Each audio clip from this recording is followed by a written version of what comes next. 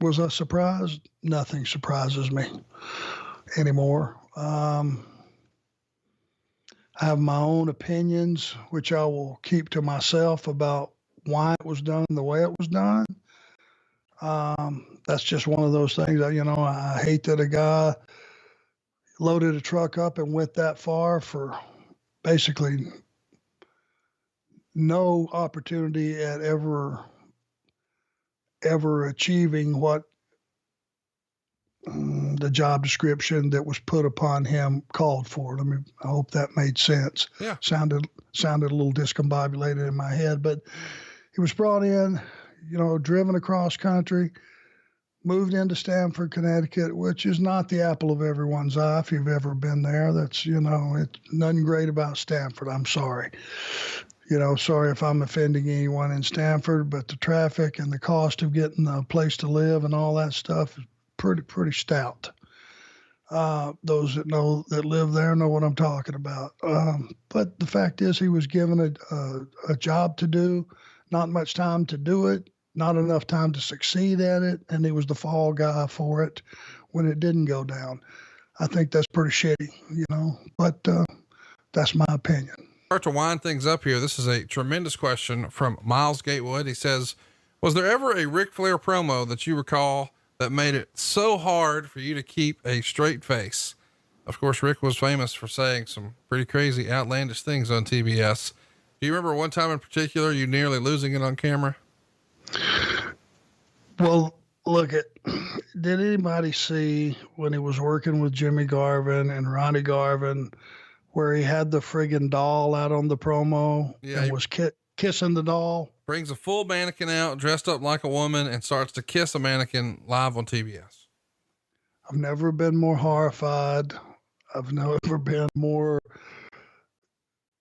God almighty. I was having to keep my legs squeezed together to keep from peeing my pants.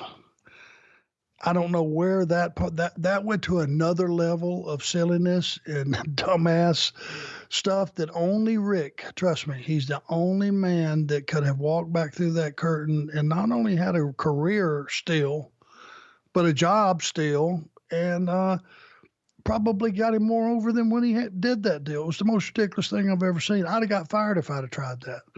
That's the one that really jumps off the page to me. Mr. Eric Bischoff is out. You have replaced him as the SmackDown czar. And of course, our Twitters collectively blew up. Do you want to release some sort of statement or speak to our audience? Just let them know what's going on. I'll address it at the end of the show. Sounds great. Let's keep. Well, and another human being that we talked about at the top of the show that we said we would circle back to is our great close personal friend, Eric Bischoff. And of course, you and he made all the headlines on Tuesday. And you said you would address it at the end of the show. What would you like to share with everyone? Well, I'd like to say that I think that Eric Bischoff is, first of all, Eric is a friend of mine, and Eric is a good friend of mine that I love personally. I love him professionally. And I was sad for the news that came out this past week, on a professional level and a personal level. So, I want to wish Eric the absolute best. Eric and I aren't, oh my God, Eric's gone, I can never talk to him again. Absolutely not. And, sometimes in business things happen for whatever reasons. Sometimes you don't know the reasons and you have to move on. But I do believe that Eric Bischoff is one of the smartest guys I've ever met and worked with. I think he's one of the nicest guys, and he also is a human being. So when you sit there and you make comments through a keyboard or through your phone, and it's a faceless, just random thing, remember that you're making comments about human beings, and you're making comments about real people that have families, and real people that, yes, we're in the public eye, and I get that. And to a certain point, say and do whatever the hell it is you want to do. But also remember that it's real life, and that we are human, and that we do have families, and believe it or not, we have feelings. And I know that Eric will succeed, and Eric this is not, it's like, you ain't dead. But I just want to publicly wish Eric Bischoff the absolute best in business, life, and everything else, because he's a good friend. And I'm proud and happy to say that he's my friend. Yeah. Listen, I know that Eric, hasn't always been, the most endearing person at times. A lot of fans have bought into the character Eric Bischoff, but behind the scenes, I have always thought that you should treat someone how they treat you. And Bischoff has been nothing but fantastic to me and my family. And, he's just not what you expect, but for whatever reason, a lot of fans, villainize him and had a little fun at his expense this week.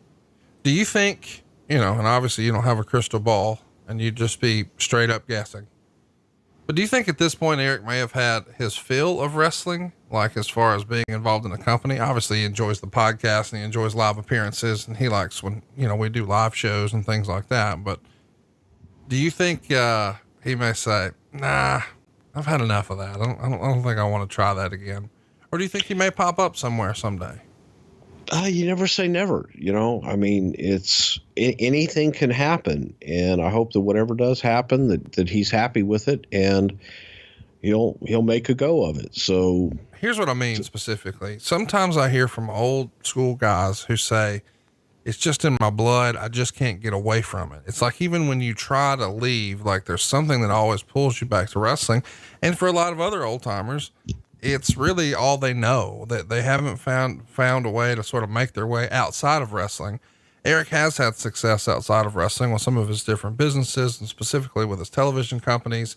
So because he's had all these different facets of life, this may be easier for him to put down unless it's just really, really in his blood. Do you think it's in his blood the way it's in yours? I do think it's in his blood, but I also think Eric could walk away from it, and he has. He's built a successful production company, and he's done that. So that's not out of the realm, and it's going to be interesting to see what the next chapter is in his life. And it's I was sad, and again, we're still friends, and he's a great guy. And that's the real part. That's not, somebody trying to be a dick, or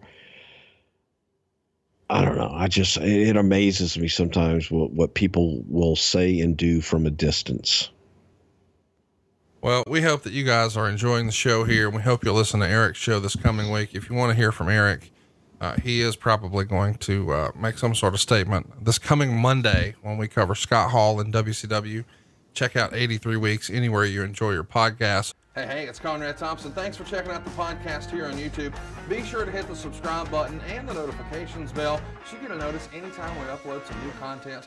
And go save yourself some money right now. If you're in a 30-year loan or you have credit card debt, it's not a matter of if I can save you money. It's a matter of how much. Find out right now for free at SaveWithConrad.com.